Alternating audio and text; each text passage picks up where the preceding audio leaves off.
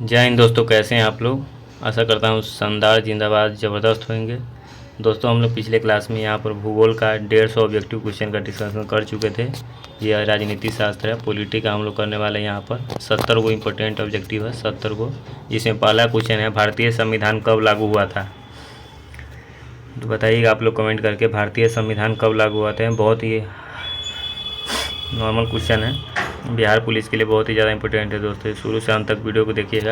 अगर आप चैनल पर नए हैं तो चैनल को सब्सक्राइब जरूर करिएगा, ताकि जो भी नए वीडियो बनेगा आपके पास तुरंत नोटिफिकेशन आ जाएगा उसका।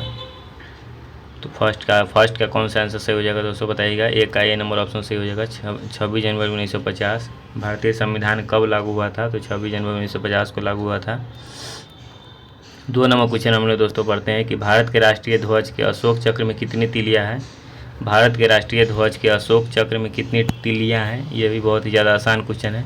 इसका कौन सा ऑप्शन सही हो जाएगा। 24 को तिल्ली है। भारत के जो राष्ट्रीय ध्वज है, तिरंगा है, उसमें यहाँ पर जो गोला रहता है उसमें 24 को तिल्ली ऐसे ऐसे दिया रहता है। 24 को तिल्ली है। जो आप जब इंडिया में रह रहे हैं तो आपको ये क्वेश्चन पता होना चाहिए, नहीं तो आप इंडिया में रहना आपके लिए फालतू है, तब आप पाकिस्तान में चल जाइए अगर ये पता नहीं होगा तो। 3 नंबर क्वेश्चन है कि द्विसदनीय व्यवस्था निम्न में से किस सरकार की विशेषता है। द्विसदनीय व्यवस्था निम्न में से किस सरकार की व्यवस्था मतलब विशेषता है।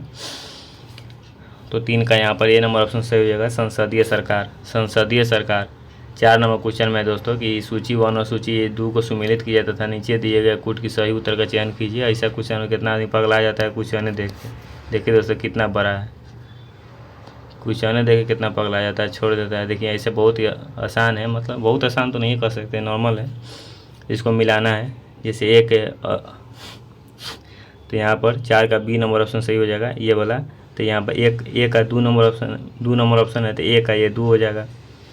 बी का यहाँ पर 1 है तो यहाँ पर बी का 1 हो जाएगा। सी का यहाँ पर 3 है तो सी का 3 हो जाएगा। और डी का 4 है तो डी का यही 4 हो जाएगा। मिल गया।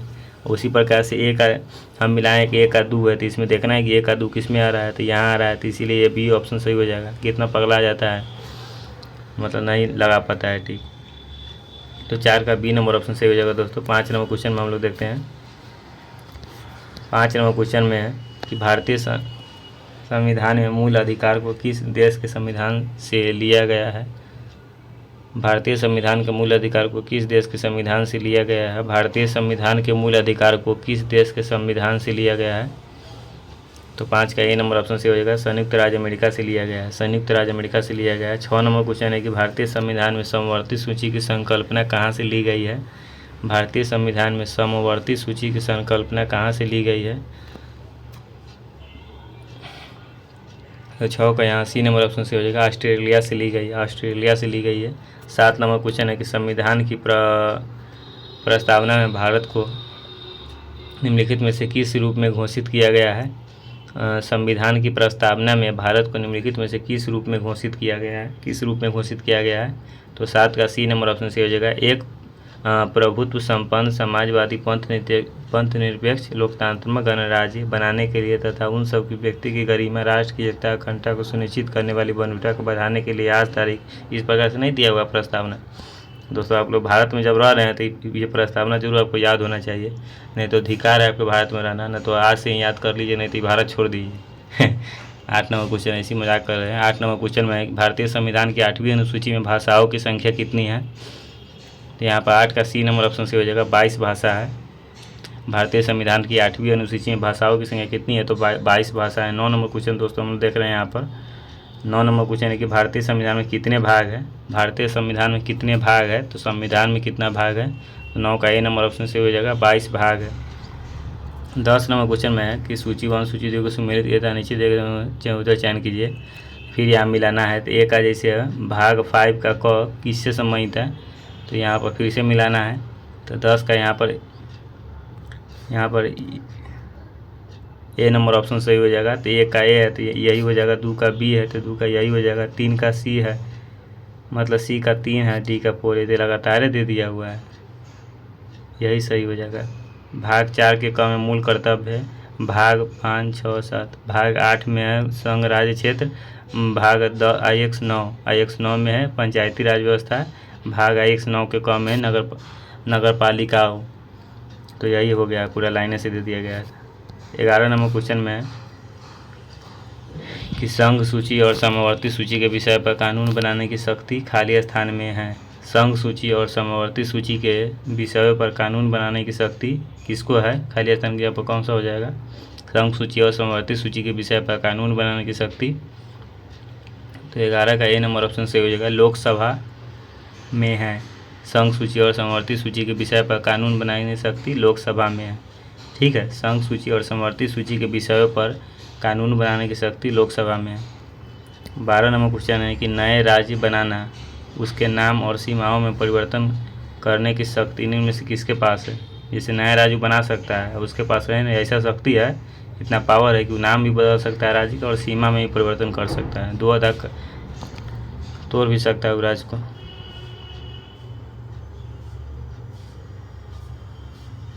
तो किसमें ऐसी शक्ति? तो 12 का बी नंबर ऑप्शन से हो जाएगा, संसद को ये शक्ति है, संसद के पास ये पावर है। 13 नंबर क्वेश्चन है कि भारतीय नागरिकता किसके द्वारा दी जाती है? भारतीय नागरिकता किसके द्वारा दी जाती है? तो भारतीय नागरिकता किसके द्वारा दी जाती है? तो भारतीय नागरिकता गृह मंत्रालय के द्वारा दी जाती है, गृह मंत्रालय द्वारा दी जाती है भारतीय नागरिकता। 14 नंबर क्वेश्चन है कि भारत में नए राज्यों का निर्माण किसके द्वारा संपन्न किया जाता है? भारत में नए राज्यों का निर्माण किसके द्वारा संपन्न किया जाता है? तो 14 का बी नंबर ऑप्शन से हो जाएगा, साधारण बहुमत से संपन्न किया जाता है, साधारण बहुमत से संपन्न किया जाता है। 15 नंबर क्वेश्चन है कि निम्न में से कौन सा अनुच्छेद समता के अधिकार का प्रावधान करता है? निम्न में से कौन सा अनुच्छेद समता के अधिकार का प्रावधान करता है? तो यहाँ पर 15 का ए नंबर ऑप्शन से हो जाएगा, अनुच्छेद 14। 16 नंबर क्वेश्चन है कि भारतीय संविधान का कौन सा अनुच्छेद सभी नागरिकों को लोक नियोजन में अवसर की क्षमता का प्रावधान करता है?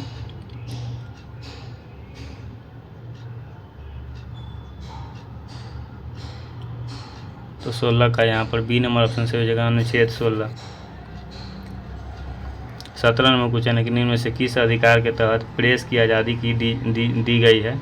किस अधिकार के तहत प्रेस की आज़ादी दी गई है? मतलब कौन सा ऐसा अधिकार है जिसे प्रेस, जैसे मीडिया वाला ना होगा, किसी के आगे में मतलब किसी के सामने जाकर माइक लेकर मुंह में घुसे रह देता है, बोलिए आप, ज़बरदस्ती बुलवाएगा, तो इसका आज़ादी कौन दिया हुआ है? तो यहाँ पर 17 का बी नंबर ऑप्शन से हो जाएगा, अभिव्यक्ति का अधिकार है, अभिव्यक्ति का अधिकार। 18 नंबर क्वेश्चन में देखते हैं यहाँ पर कि निजता का अधिकार किस संविधान के अंतर्गत आता है? जिसमें निजता का अधिकार है किस संविधान के अंतर्गत आता है? तो यहाँ पर 18 का सी नंबर ऑप्शन से हो जाएगा, अनुच्छेद 21 के अंतर्गत आता है निजता का अधिकार। 19 नंबर क्वेश्चन है कि भारतीय संविधान के अनुच्छेद 21 के अनुसार प्राण और दैहिक स्वतंत्रता का संरक्षण संदर्भित है। भारतीय संविधान के अनुच्छेद 21 के अनुसार प्राण एवं दैहिक स्वतंत्रता का संरक्षण संदर्भित है। यहाँ पर 19 का बी नंबर ऑप्शन से हो जाएगा, भारतीय नागरिकों के मूल अधिकार, भारतीय नागरिकों के मूल अधिकार। 20 नंबर क्वेश्चन में है कि निम्नलिखित में से किस अनुच्छेद के तहत कोई भी व्यक्ति अपने मूल अधिकार के उल्लंघन के लिए सीधे उच्चतम न्यायालय में जा सकता है? सीधा कोई भी व्यक्ति का मूल अधिकार का उल्लंघन हुआ है तो सीधे उच्चतम न्यायालय में जा सकता है। तो उसमें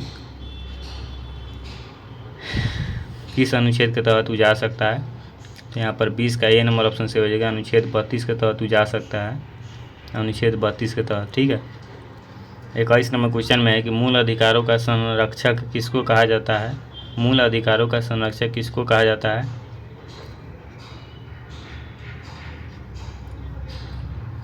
तो यहाँ पर मूल अधिकारों का संरक्षक किसको कहा जाता है?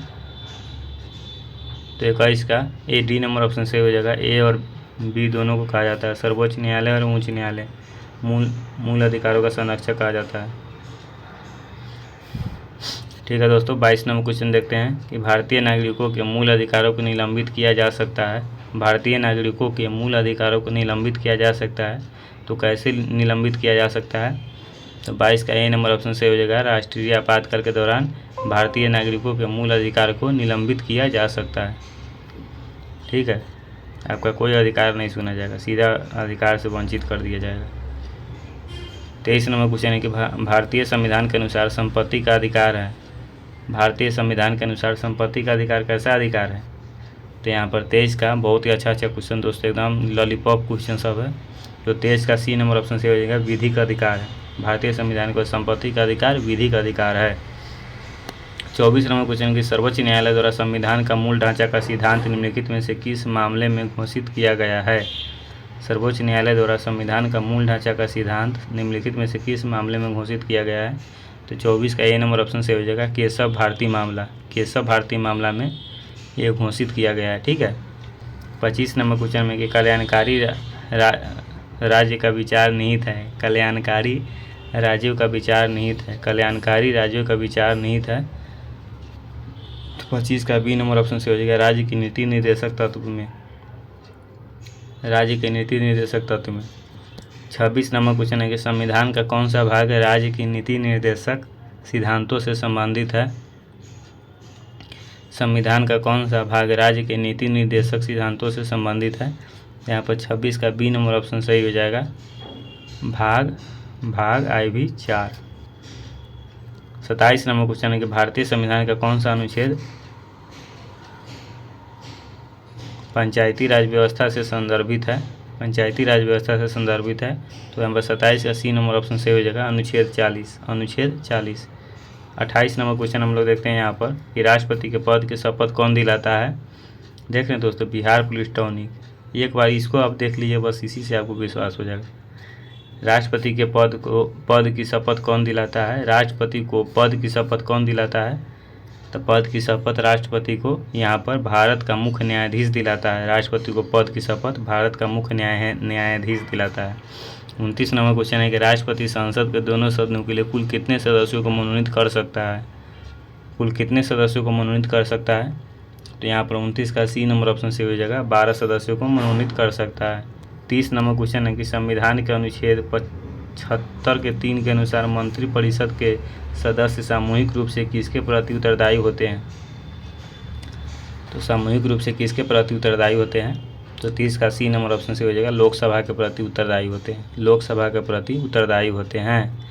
31 नंबर क्वेश्चन में है कि भारतीय संविधान के अनुसार केंद्रीय मंत्री अपने पद पर किसकी इच्छा से बना रहेगा। किसकी इच्छा से बना रहेगा। तो यहाँ पर भारतीय संविधान के अनुसार केंद्रीय मंत्री जो है अपने पद पर किसकी इच्छा से बना रहेगा। तो यहाँ पर 31 का ए नंबर ऑप्शन से हो जाएगा भारत के राष्ट्रपति के इच्छा से केंद्रीय मंत्री अपने पद पर बना रहेगा। दोस्तों 32 नंबर क्वेश्चन है कि भारत के महान्यायवादी को कौन नियुक्त करता है। भारत के महान्यायवादी को कौन नियुक्त करता है। भारत के महान्यायवादी को कौन नियुक्त करता है। इसको बार बार इसलिए पढ़ रहे हैं क्या, ताकि आप सुन भी रहे हैं मेरा वीडियो को तो आपको ज़रूर याद हो जाएगा। भले आप दिमाग लगाए चाहे ना लगाए, मेरा सुन भी रहे आवाज़ को तो याद हो जाएगा। तो 32 का यहाँ पर बी नंबर ऑप्शन से हो जाएगा भारत के राष्ट्रपति। 33 नंबर क्वेश्चन है कि भारत के राष्ट्रपति को कैसे चुना जाता है। भारत के राष्ट्रपति को कैसे चुना जाता है। भारत के राष्ट्रपति को कैसे चुना जाता है। तो यहाँ पर 33 का बी नंबर ऑप्शन से हो जाएगा एकल स्थानांतरीय मतदान द्वारा। एकल स्थानांतरीय मतदान द्वारा चुना जाता है। एकल स्थानांतरीय मतदान द्वारा चुना जाता है भारत के राष्ट्रपति को। ठीक है दोस्तों। 34 नंबर क्वेश्चन है कि संसद में शामिल है। संसद में शामिल है। संसद में कौन शामिल है। संसद में शामिल है। तो संसद में कौन शामिल है भाई। तो संसद में कौन शामिल है, पूरा ऑप्शन आप लोग पढ़ लीजिएगा वीडियो पॉज करके। तो संसद में कौन शामिल है भाई। 34 का ए नंबर ऑप्शन से हो जाएगा राष्ट्रपति, लोकसभा और राज्यसभा, ये सभी शामिल है संसद में। ठीक है। संसद में शामिल है राष्ट्रपति, लोकसभा, राज्यसभा सभी शामिल है। 35 नंबर क्वेश्चन में है कि राज्यसभा का सदस्य बनने के लिए किसी व्यक्ति को न्यूनतम आयु होनी चाहिए। राज्यसभा का सदस्य बनने के लिए किसी व्यक्ति की न्यूनतम आयु कितनी होनी चाहिए। राज्यसभा का सदस्य बनने के लिए किसी व्यक्ति की न्यूनतम आयु होनी चाहिए। तो कितनी होनी चाहिए भाई, तो बताते हैं हम कितनी होनी चाहिए, तब तक आप भी मन में सोचिए।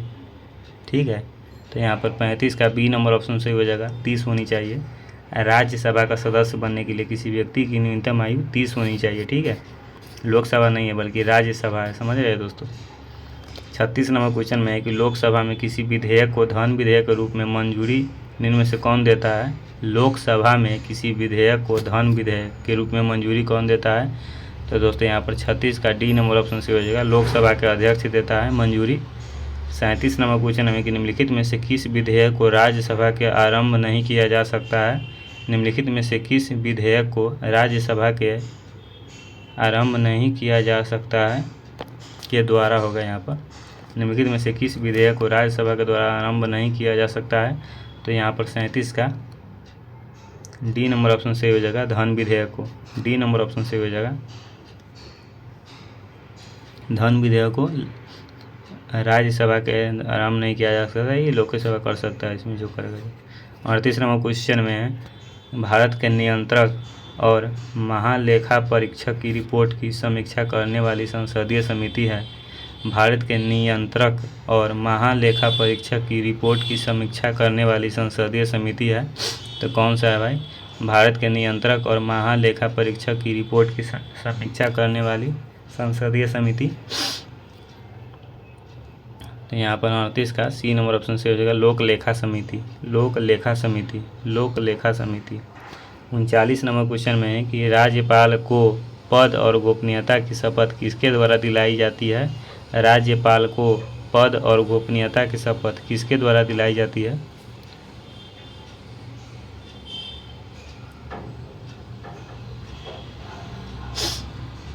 तो राज्यपाल को पद और गोपनीयता का शपथ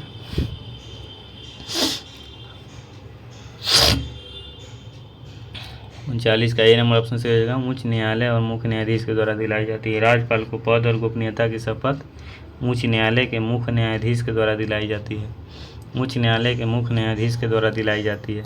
40 नंबर क्वेश्चन में है कि राज्य विधानसभा में धन विधेयक किसकी पूर्व अनुमति पर लाया जा सकता है? राज्य विधानसभा में धन विधेयक किसकी पूर्व अनुमति पर लाया जा सकता है? यहाँ पर 40 का ए नंबर ऑप्शन से हो जाएगा, राज्य का राज्यपाल। राज्य का राज्यपाल। 41 नंबर क्वेश्चन है कि मुख्यमंत्री और नियुक्ति की जाती है। मुख्यमंत्री की नियुक्ति की जाती है, मुख्यमंत्री की नियुक्ति की जाती है, तो मुख्यमंत्री की नियुक्ति कैसे की जाती है? तो यहाँ पे 41 का ए नंबर ऑप्शन से हो जाएगा, राज्यपाल द्वारा मुख्यमंत्री की नियुक्ति की जाती है। मुख्यमंत्री की नियुक्ति की जाती है, तो भाई चारों सब ऑप्शन पढ़ लीजिएगा। तो यहाँ पर ये 41 का ए नंबर ऑप्शन से हो जाएगा, राज्यपाल के द्वारा मुख्यमंत्री की नियुक्ति की जाती है। और यह क्वेश्चन आपको पता है दोस्तों कि राज्यपाल राष्ट्रपति का प्रसाद प्रयंत्र होते हैं, ये सबको पता ही होगा। राष्ट्रपति जो करेगा वही राज्यपाल करेगा। अगर आप फाउंडेशन पढ़े होंगे पॉलिटी का, तो 42 नंबर क्वेश्चन है, कोई भी व्यक्ति अधिकतम कितने दिनों तक बिना विधानमंडल की सदस्यता के मंत्री पद पर रह सकता है? तो यहाँ पर 42 का सी नंबर ऑप्शन से हो जाएगा, 6 महीना तक रह सकता है, उसी बेसी ना। ठीक है,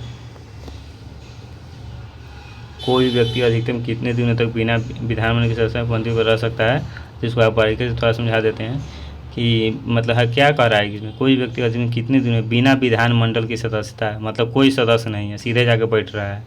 कोई कह रहा है बिना विधानमंडल की सदस्यता से मंत्री पद, फिर भी मंत्री है, कोई पद उत नहीं है, फिर भी मंत्री है 6 महीना तक।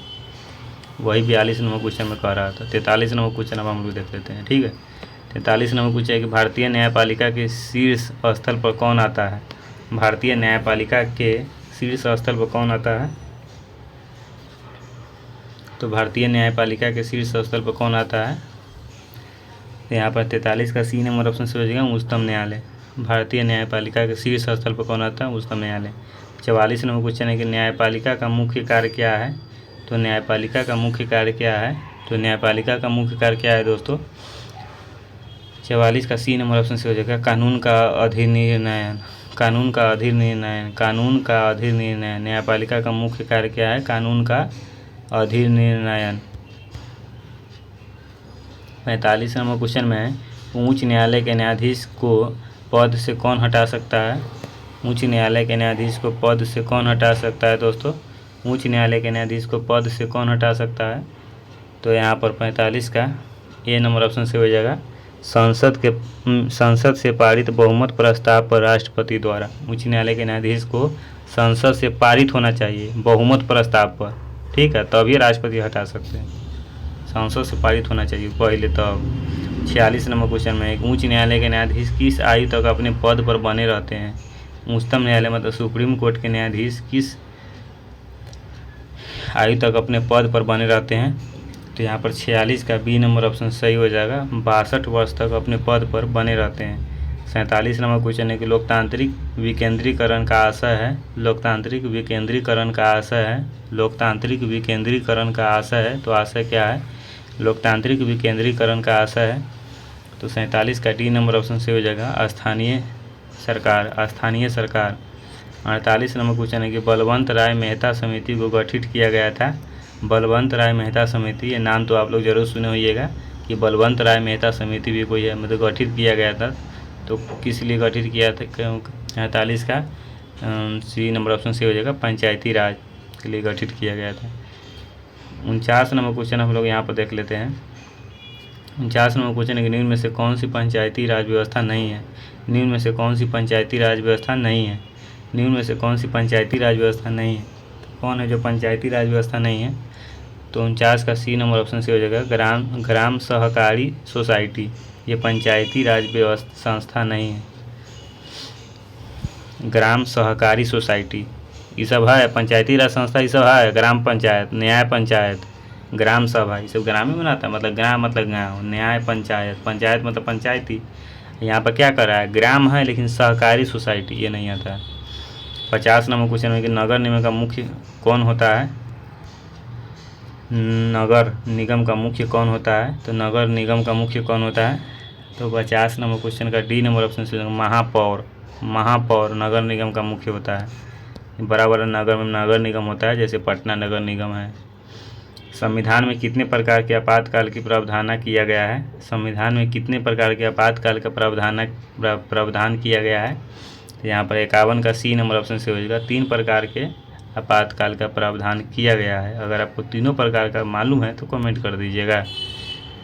संविधान का अनुच्छेद 368 संदर्भित करता है, क्या संदर्भित करता है, संविधान का अनुच्छेद 368 क्या संदर्भित करता है, तो यहाँ पर 52 का डी नंबर ऑप्शन से हो जाएगा संशोधन प्रक्रिया संदर्भित करता है। संविधान का अनुच्छेद 368 संशोधन प्रक्रिया संदर्भित करता है। 53 नंबर क्वेश्चन में है कि किस संविधान संशोधन द्वारा संसद ने मतदान की आयु को कम से 21 से घटाकर 18 वर्ष कर दिया, किस संविधान संशोधन द्वारा, तो यहाँ पर 53 का सी नंबर ऑप्शन से हो जाएगा 61वां संविधान संशोधन द्वारा। 54 नंबर क्वेश्चन है कि इनमें से कौन सा संविधान संशोधन वस्तु एवं सेवा कर जीएसटी से संबंधित है, इनमें से कौन सा संविधान संशोधन वस्तु एवं सेवा कर जीएसटी से संबंधित है। दोस्तों आप लोग बारीकी से इसको पढ़िएगा, बीच बीच में दोस्तों इसलिए बोल देते हैं ताकि आप लोग को ध्यान इस पर रहे ना, तो आप लोग ध्यान भी भटक जाता है कभी कभी। इसमें से कौन सा संविधान संशोधन वस्तु एवं सेवा पर जीएसटी से संबंधित है, तो 54 का ए नंबर ऑप्शन से हो जाएगा 101वां संविधान संशोधन। 55 नंबर क्वेश्चन में है कि भारतीय संविधान के अनुसार निम्न में से कौन सा संवैधानिक निकाय है, भारतीय संविधान के अनुसार निम्न में से कौन सा संवैधानिक निकाय है, संवैधानिक निकाय है, तो 55 का ए नंबर ऑप्शन सही हो जाएगा वित्त आयोग, वित्त आयोग, वित्त आयोग। 56 नंबर क्वेश्चन है कि भारत का पहला मुख्य चुनाव आयुक्त कौन था, भारत का पहला मुख्य चुनाव आयुक्त कौन था, भारत का पहला मुख्य चुनाव आयुक्त कौन था, तो 56 का बी नंबर ऑप्शन से हो जाएगा सुकुमार सेन, सुकुमार सेन। 57 नंबर क्वेश्चन है कि भारत के संविधान सभा गठित करने का आधार क्या था, भारत की संविधान सभा गठित करने का आधार क्या था, तो क्या आधार था, 57 का बी नंबर ऑप्शन से हो जाएगा cabinet mission plan 1946। 58 number question है कि भारत में एकल नागरिकता की अवधारणा अपनाई गई, कब अपनाई गई, ये भारत में एकल नागरिकता की अवधारणा, तो 58 का ए नंबर ऑप्शन से हो जाएगा इंग्लैंड से अपनाई गई। 59 नंबर क्वेश्चन है कि निम्नलिखित में से वह अधिकार कौन सा है जिसकी गणना भारत के संविधान में नहीं ली गई है लेकिन उच्चतम न्यायालय के मौलिक अधिकार बताया गया है, तो 59 का ए नंबर ऑप्शन से हो जाएगा निजता का अधिकार, निजता का अधिकार। 60 नंबर क्वेश्चन है कि निम्नलिखित में से कौन सा निजी स्वतंत्रता का एक आधार है, निम्नलिखित में से कौन सा निजी स्वतंत्रता का एक आधार है, तो 60 का बी नंबर ऑप्शन से हो जाएगा बंदी प्रत्यक्षीकरण, बंदी प्रत्यक्षीकरण, बंदी प्रत्यक्षीकरण।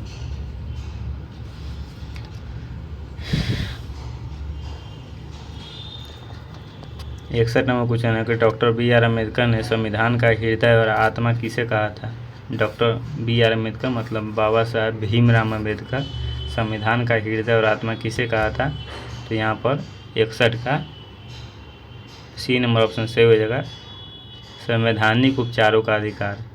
संवैधानिक उपचारों का अधिकार को संविधान का हृदय और आत्मा किसे कहा था? संवैधानिक उपचारों का अधिकार को हृदय और आत्मा कहा था। 62 नंबर क्वेश्चन है कि राज्य के नीति निर्देशक सिद्धांत के अनुसार किस आयु तक के बच्चों को निःशुल्क एवं अनिवार्य शिक्षा देने की आशा की जाती है? तो यहाँ पर 62 का ए नंबर ऑप्शन से हो जाएगा 14 वर्ष तक के बच्चा को निःशुल्क शिक्षा अनिवार्य है, पूरा एकदम अनिवार्य है। 63 नंबर क्वेश्चन है कि भारत के प्रधानमंत्री का कार्यकाल कितना है? तो 63 का सी नंबर ऑप्शन से हो जाएगा जब तक उसे लोकसभा के बहुमत का समर्थन प्राप्त हो। मतलब जब तक उसको लोकसभा से बहुमत पूरा प्राप्त रहेगा तब तक भारत के प्रधानमंत्री का कार्यकाल रहेगा ऑप्शन के अनुसार। 64 नंबर क्वेश्चन में कि किस संविधान संशोधन अधिनियम द्वारा संपत्ति मूल अधिकार नहीं रहा? किस संविधान संशोधन अधिनियम द्वारा संपत्ति मूल अधिकार नहीं रहा? संपत्ति पहले जो था मूल अधिकार वो नहीं रहा। किस संविधान संशोधन अधिनियम द्वारा संपत्ति मूल अधिकार नहीं रहा? मतलब पहले जो संपत्ति हो जाता था जैसे घर द्वार खेत खलिहान से होता था, वजह से वहाँ से प्रोजेक्ट आ गया कि नहीं उस खेत खलिहान पर हाईवे बनाना है, उसी ओर से हाईवे जाएगी या ट्रेन की पटरी बिछाई जाएगी, तो लोग मार कर लेता था, लाठी गनासा भाला लेके आता था, ना हम ना बनाने देंगे। क्या उसका संपत्ति का अधिकार था?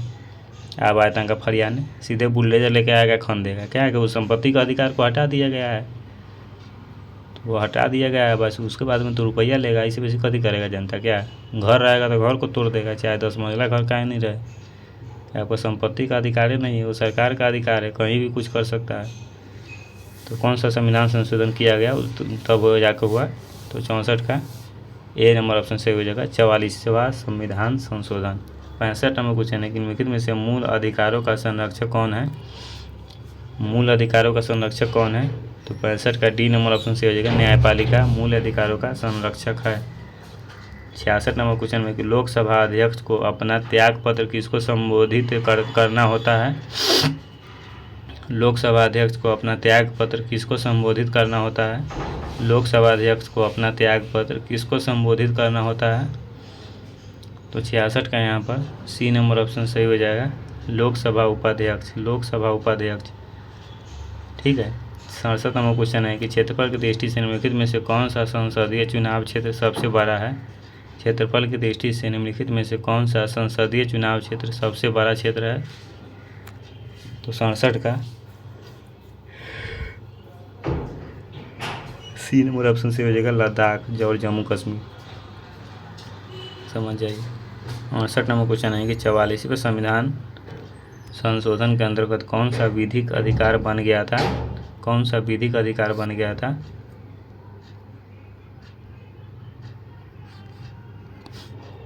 तो 68 का बी नंबर ऑप्शन से हो जाएगा संपत्ति का अधिकार, विधिक अधिकार बन गया था।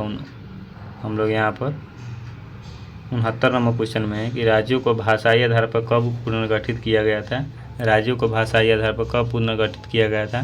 तो 69 का सी नंबर ऑप्शन से हो जाएगा 1956 ईस्वी में राज्यों को भाषाई आधार पर पुनर्गठित किया गया था। 70 नंबर क्वेश्चन में है कि धर्मनिरपेक्ष शब्द भारत के संविधान के उद्देश्य का प्रस्ताव का भाग है। धर्मनिरपेक्ष शब्द भारत के संविधान के उद्देश्य का प्रस्ताव का एक भाग है। तो 70 का डी नंबर ऑप्शन से हो जाएगा 42वें संशोधन के बाद धर्मनिरपेक्ष शब्द भारत के संविधान की उद्देश्य का प्रस्ताव का एक भाग है। तो 70 का डी नंबर ऑप्शन से हो जाएगा 42वें संशोधन के बाद, ठीक है दोस्तों। यही दोस्तों टॉप 70 क्वेश्चन था ऑब्जेक्टिव का। टॉप 70 क्वेश्चन ये पॉलिटी से था, मतलब राजनीति शास्त्र या राजनीति विज्ञान भी कह सकते हैं, इंग्लिश में पॉलिटी होता है। तो यहाँ पर पॉलिटी से था दोस्तों।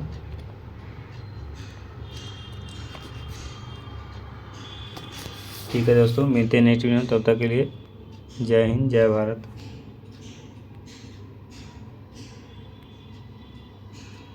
दोस्तों यहाँ पर हिल जाता है तो गड़बड़ा जाता है।